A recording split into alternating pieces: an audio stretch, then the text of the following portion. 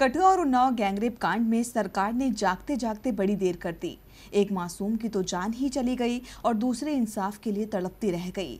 PM Modi ने भी देश की बेटियों का दर्द तो बांटा, लेकिन बड़ी देर से। कई दिनों तक मौन रहने पर अब पूर्व प्रधानमंत्री मनमोहन सिंह ने पीएम मोदी पर तंज कसा है। उन्होंने लिखा कि मोदी मुझे तो बोलने की नसीहत देते थे, लेकिन अब इतना मौन क्यों है? जो सलाह वो मुझे देते थे, अब वो खुद पर अमल करें। जो बीजेपी मनमोहन सरकार पर निर्भया कांड को लेकर बरसती थी, नारा लगाती थी कि कांग्रेस के राज में बेटियां सुरक्षित नहीं और मनमोहन सिंह को बोलने की फुर्सत नहीं, अब की बार देश की बेटियों पर वार और मनमोहन सिंह मौन है। इतना ही नहीं, पीएम मोदी ने तो तत्कालीन पीएम का नाम मनमोहन सिंह ही रख दिया था।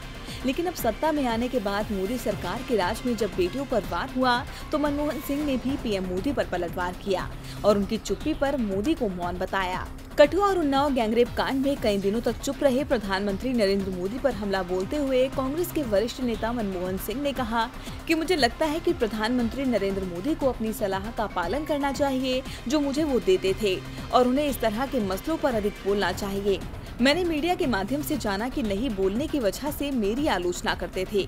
मुझे लगता है कि पीएम मोदी जो सुझाव मुझे देते थे उसका उन्हें खुद पालन करना चाहिए। पूर्व प्रधानमंत्री मनमोहन सिंह ने 2012 के निर्भया गैंगरेप मामले को याद करते हुए पीएम मोदी को कार्रवाई करने की नसीहत दी।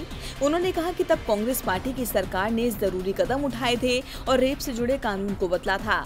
अब मोदी सरकार को भी देश की बेटियों के लिए जरूरी कदम उठाने चाहिए। डीबी लाइव की रिपोर्ट।